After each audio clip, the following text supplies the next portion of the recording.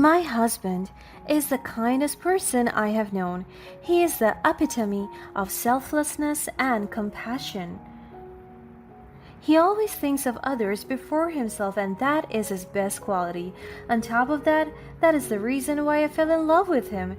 He became my rock, cornerstone, and anchor during the tough times of my life, and I was with him as well. In the first months of our dating phase, my husband, aka my former boyfriend, during that time was very vocal about his problems with his family. His dad passed away when he was young, making him forced to be an adult and be his family's breadwinner. His mother was ill while his younger brother was a headache. I got to know his family more because I helped them more often. I would take my husband's mother to the hospital and I would even shoulder the hospital bills.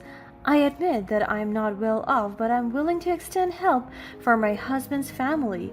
I was a primary witness to how hardworking my husband Stephen was. He dropped out of college just to provide for his family.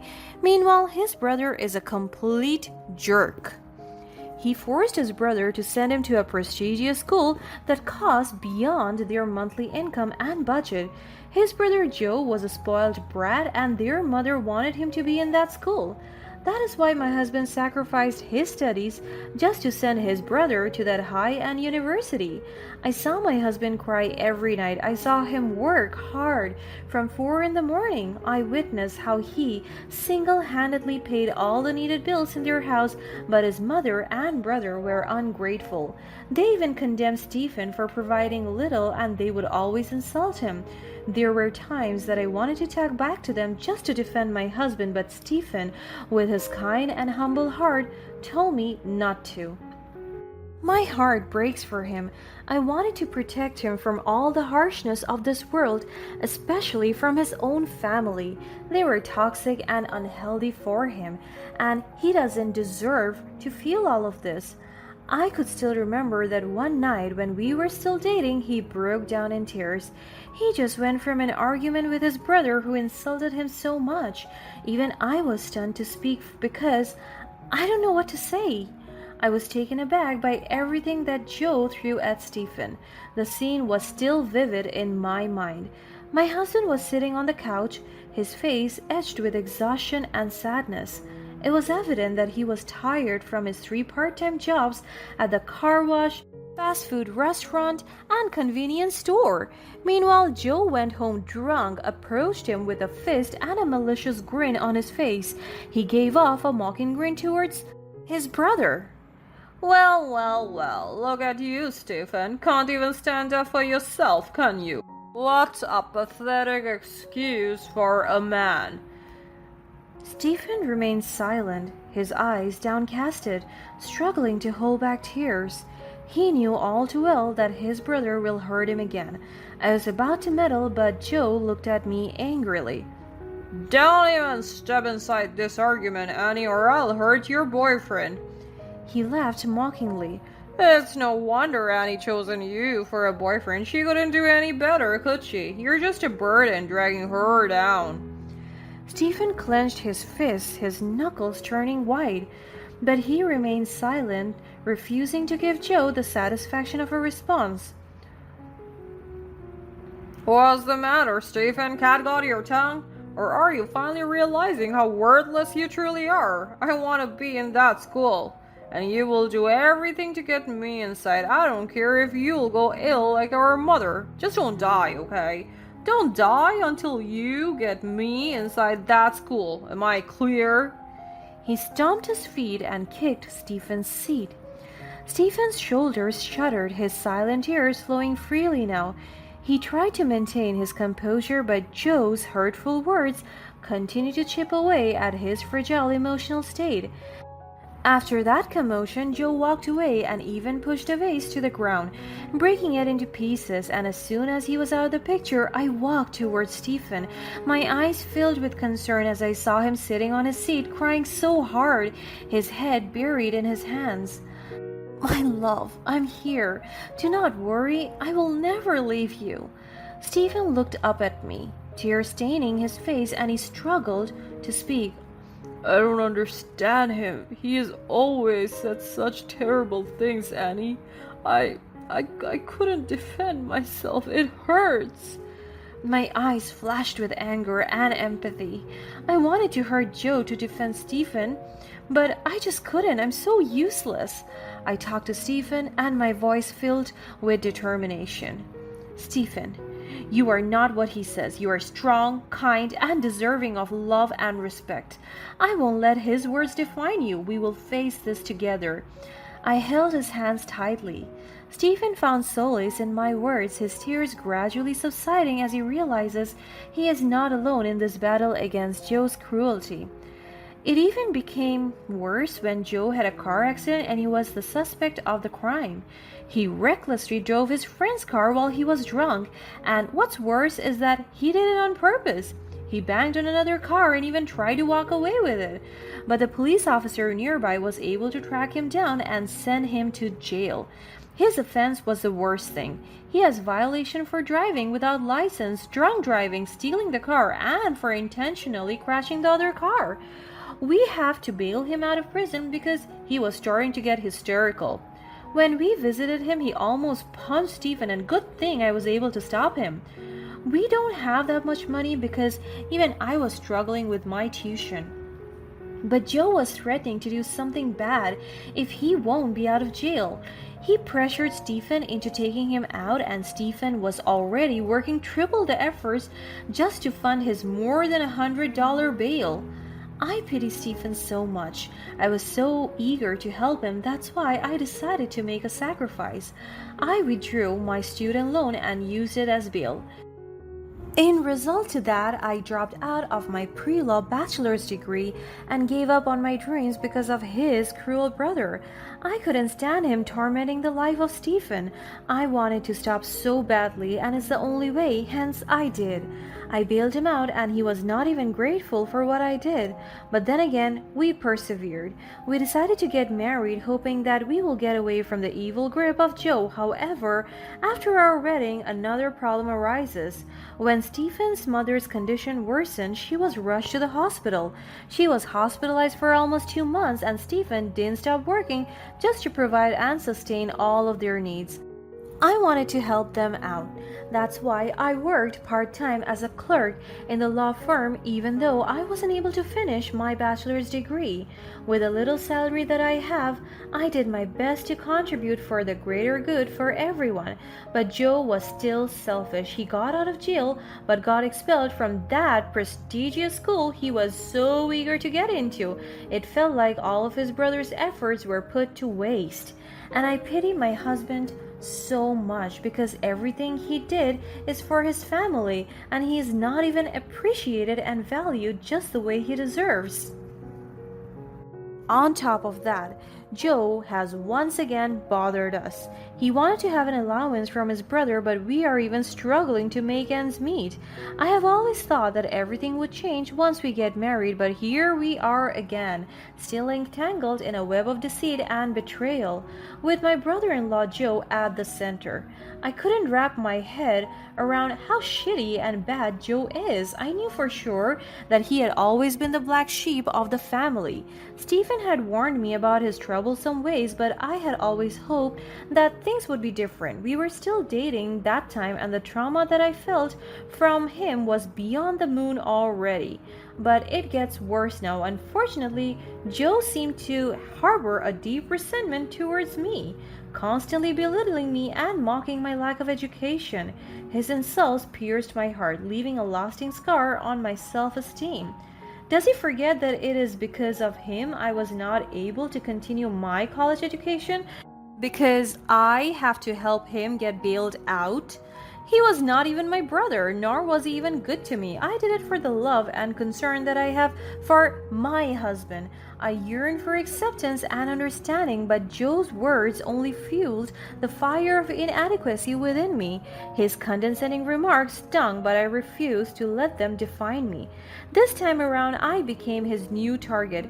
He stopped pestering my husband because it is now my turn to put up with his ugly attitude. But instead of dealing with his insults, I poured my energy into supporting Stephen, being his pillar of strength as we navigate through life together. I could still remember that one time when he insulted me so badly just because I wasn't able to prepare food for him. Am I his maid to begin with? He's such an egoistic man. I stood in the living room, my arms crossed, as Joe loomed over me with a smug expression on his face. Well, look who it is. The woman who wouldn't even effort to go to college. What a waste you are. My jaw tightens, my eyes burning with anger, but I remain silent, refusing to give Joe the satisfaction of a response. I bet Stephen regrets marrying someone like you. No ambition, no intelligence, just a burden on his shoulders. My hands clenched into fists, my nails digging into my palms as I fought to control my rising anger. I wanted to slap him so badly and remind him of the length of the sacrifices I did for him. And this is all he's gonna pay me? Face it, Annie, you'll never be more than what you are now, a pathetic, uneducated nobody. Says the one who got expelled from the university and a criminal. I wanted to shout these words at him just to humble him from his arrogance. But my silence became my shield, my determination growing stronger with every insult thrown my way. Though my anger simmers beneath the surface, I knew that responding with words would only fuel Joe's cruel intentions. He smirked at me and then left me standing there full of rage and anger. Then I went to the kitchen to ease my system, my mind racing with a mixture of anger and frustration. Stephen entered, noticing my agitation. My love, what's wrong? You seem really upset. I took a deep breath, struggling to maintain my composure. It's Joe, my love. The things he said, they cut deep. But I won't let his words define me. I won't stoop to his level. My husband reached out, gently taking my hand in his. I understand how hurtful his words can be. But remember, you are so much more than what he thinks. Your strength and resilience are unmatched. Don't let him diminish your worth. My anger subsided, replacing by a renewed sense of determination. I squeezed Stephen's hand, drawing strength from his unwavering support. You're right, my love. I won't let Joe's words get to me. I'll prove him wrong through my actions and success. My husband smiled, proud of my resilience, as we stood together ready to face challenges ahead and rise above Joe's hurtful insults. And I am so glad and grateful that my husband never left me and confided in me. One fateful day, our lives took an unexpected turn. As I went home from work, I almost collapsed with the scene that I saw. My husband was lying on the ground with bruises all over his body. I immediately ran towards him and checked him. My hands were shaking as I touched his unconscious body. I looked for his pulse and I heaved a sigh because it is still beating. He was brutally attacked and left paralyzed. It felt like my world shattered as I witnessed the man I loved being reduced to a state of helplessness. The shock of the incident left me numb. I immediately called for the ambulance and he was rushed to the hospital. Amidst the chaos, Joe mysteriously disappeared. It seemed as though he had vanished into thin air.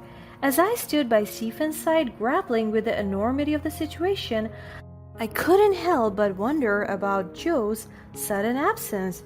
Was it mere coincidence, or did he have a hand in Stephen's assault? The unanswered questions gnawed at me, urging me to dig deeper and uncover the truth. But I knew deep down that he did this. Determined to help Stephen recover, I took on the role of his caregiver, guiding him through the arduous process of rehabilitation. As I supported him physically and emotionally, a spark ignited within me, urging me to seek justice for my husband's suffering. I realized that education was not a prerequisite for fighting for what is right. I also tirelessly looked for Joe. I want to ask him straight into his eyes on why he did that to his brother. He gave up everything for him, and all he did to repay him was just horrible things. With each passing day, as I witnessed Stephen's determination and resilience, my own resolve grew stronger. I wanted to understand the truth behind his attack and ensure that the person responsible faced the consequences of their actions. Driven by a newfound purpose, I decided to pursue my law degree. It's been 5 years since the incident happened, and my husband is now recovering. Balancing my responsibilities as a caregiver and a student proved to be a challenge, but I was determined to overcome any obstacle that came my way. Countless sleepless nights and relentless studying became my companions as I delved into the intricacies of the legal world. As my legal knowledge grew, so did my thirst for the truth. Digging deep into Stephen's attack, I stumbled upon a shocking revelation. It was Joe who had beaten him.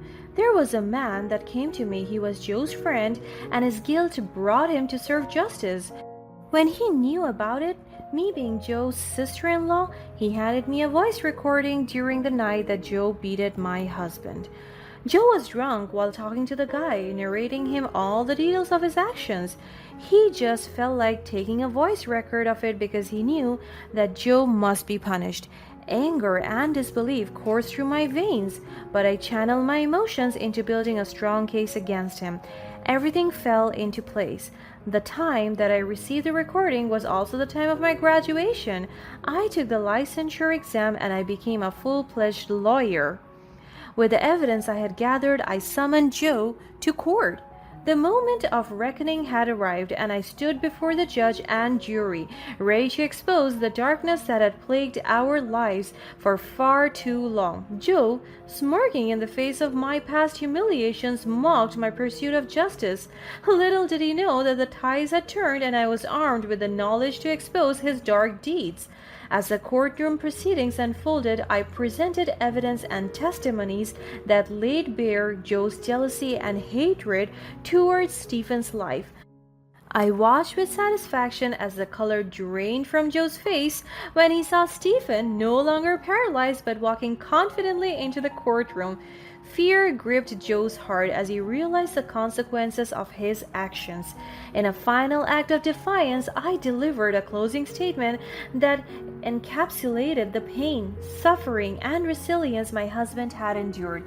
I painted a vivid picture of Joe's envy and how it had driven him to commit such a heinous act.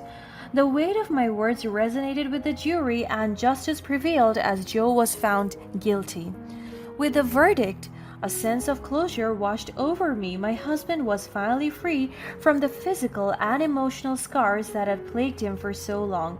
And I, Annie, the woman who had been insulted for her lack of education, emerged triumphant as a lawyer armed with the power to fight for justice. The journey had been long and arduous, filled with doubts and challenges, but I had persevered.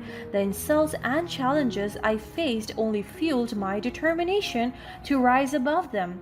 My journey from victim to victor had taught me that education is not limited to formal institutions. It can be gained through life experiences and a thirst for knowledge. And in the face of adversity, true strength and justice prevailed.